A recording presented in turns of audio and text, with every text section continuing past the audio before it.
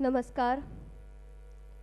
प्रदिव्य शक्तिधायिका प्रसन्नता विधायिका सुखश्रया सुधा प्रदा सुचारु कर्म भूषिता सुपंचशील पांचजन्य घोष नंदित प्रजा प्रणम्यताम प्रवंद्यताम च भारती वसुंधरा।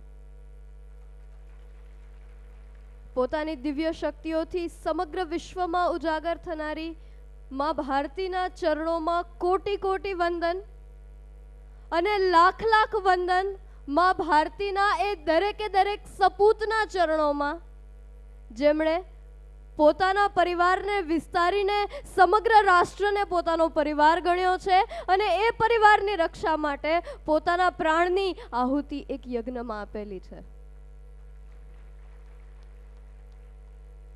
આજે આપણે દરેક એક એવી ચિનગારીના સાક્ષી બનવા જઈ રહ્યા છીએ જે ભવિષ્યમાં એક વિશાળ જ્વાળા બનવાની છે।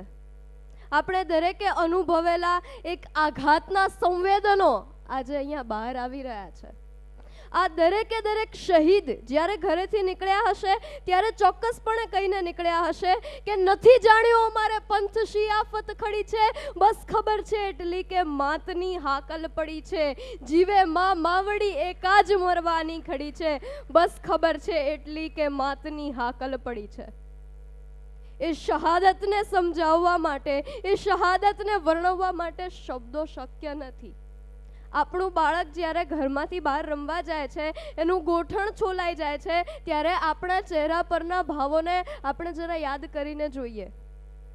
આપણા રાષ્ટ્રમાં એવી સેંકડો, એવી હજારો, એવી લાખો માતાઓ છે, બહેનો છે, પત્નીઓ છે, બાળકો છે જેમને ખબર નથી કે એમના ઘરમાંથી નીકળેલું એમનું પોતાનું સ્વજન જ્યારે સીમાડા ઉપર સમગ્ર દેશની રક્ષા કરી રહ્યું છે ત્યારે એ પાછું આવશે, ત્યારે પોતાના ગરવીલા યુનિફોર્મમાં પાછું આવશે કે પછી કોઈ તિરંગામાં લપેટાઈને પાછું આવશે। એ દરેકે દરેક શહીદો જે પોતાના જીવનની દરેકે દરેક ક્ષણ રાષ્ટ્રને સંપૂર્ણપણે સમર્પિત કરી ચૂક્યા છે, ત્યારે એમને ટેકો આપવો એ કદાચ આપણા બસની વાત નથી, પણ આપણા સમાજમાં આપણી વચ્ચે રહેલા એવા પરિવારો જેમણે પોતાના સ્વજનને રાષ્ટ્રને ખાતર સમર્પિત કરી દીધું છે, એ પરિવારોની નાનકડી પણ કાળજી લઈ શકીશું ને તો એ આપણું સૌભાગ્ય છે, આપણા જીવનની ધન્યતા છે કે આપણને આવા મોકાઓ મળી રહ્યા છે કે આ શહીદોના પરિવારને આજે આપણી વચ્ચે લઈ આવી શકીએ। આ વિડીયો ક્લિપિંગ્સમાં એક બહુ જ સરસ શબ્દ મેં સાંભળ્યો, એ હતો આર્મી સંસ્કાર। બાળપણથી જે બાળકના ખૂનમાં, જે બાળકના માનસમાં રાષ્ટ્રભક્તિનું જોમ ભરવામાં આવ્યું હોય ને એ જ બાળકની મોટા થઈને હિંમત હોય કે સામી છાતીએ રાષ્ટ્રને ખાતર લડી શકે, સામી છાતીએ દુશ્મનોનો સામનો કરી શકે અને મા ભારતના વિજયને સુનિશ્ચિત કરવા માટે પોતાના પ્રાણની આહુતિ પણ આપી શકે।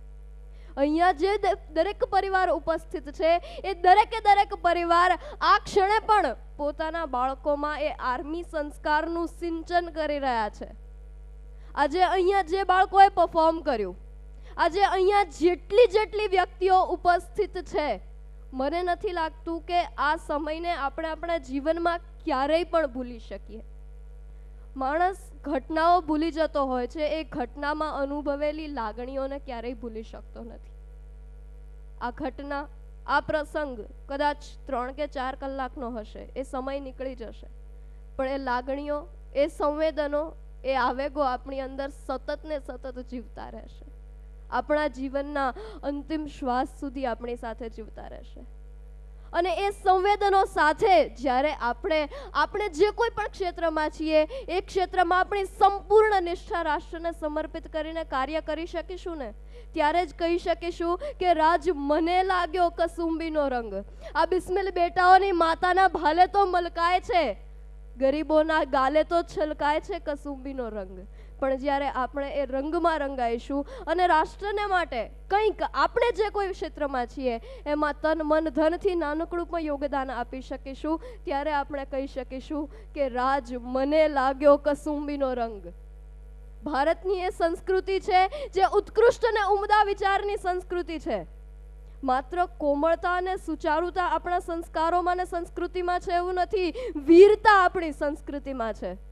ભગવદ્ ગીતામાં જ્યારે અર્જુન હથિયાર હેઠા મૂકી દે છે ત્યારે કૃષ્ણ સંપૂર્ણ ગીતાનો ઉપદેશ આપતા પહેલા સ્પષ્ટ શબ્દોમાં કહે છે, યુદ્ધસ્વ વિગત જ્વરા, બધું છોડીને ઊભો થા અને યુદ્ધ કર. આપણે એ સંસ્કૃતિના વારસદાર છીએ. અને આ જવાનો, આ શહીદો, આ ગીતા કે કુરાન, બાઇબલ કે કોઈ પણ ધર્મગ્રંથો હોય એનું માત્ર ચિંતન મનન કે પઠન નથી કરતા, એને જીવે છે, પોતાના આચરણમાં મૂકે છે.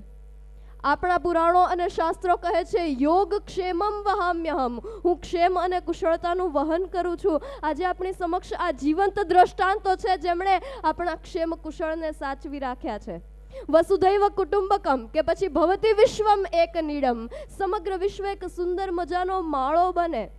આના માટે જે સતત ને સતત કાર્યશીલ છે એ આપણા જવાનો છે. નિશ્ચયાથી ખલું ધ્યેયમ લભ્યતે, દ્રઢ નિશ્ચયથી ધ્યેય પામી શકાય છે.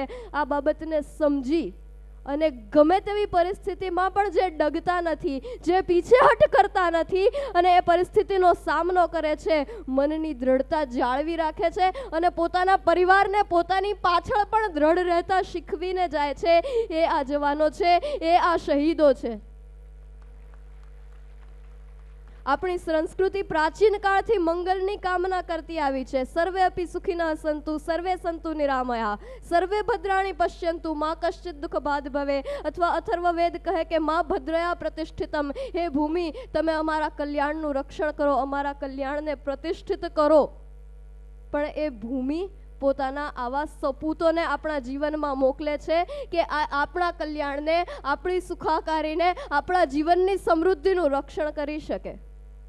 આપણી વેદની સંસ્કૃતિ કહે છે કે સમગચ્છધ્વમ સંવદધ્વમ સંવો મનાંસી જાનતામ, દેવા ભાગમ યથા પૂર્વે સમજાનાના ઉપાસતે. તમારા મન સાથે રહો, સાથે ચાલો, સાથે બોલો. આપણી સેનાથી વધારે એકતાનું મોટું દ્રષ્ટાંત કયું હોઈ શકે? આ લોકો વેદની સંસ્કૃતિને જીવનારી પ્રજા છે. પોતાના આચરણ દ્વારા આપણને સતત ને સતત યાદ કરાવવાનો પ્રયત્ન કરે છે કે સરહદને, સીમાડે રહી અને અમે દેશને સાચવીએ છીએ. તમે અંદરથી એનું જતન કરો. મા ભારતીના હૃદયને ક્યારેય ઠેસ ન પહોંચાડો, એના હૃદયની લાગણીઓને સાચવો.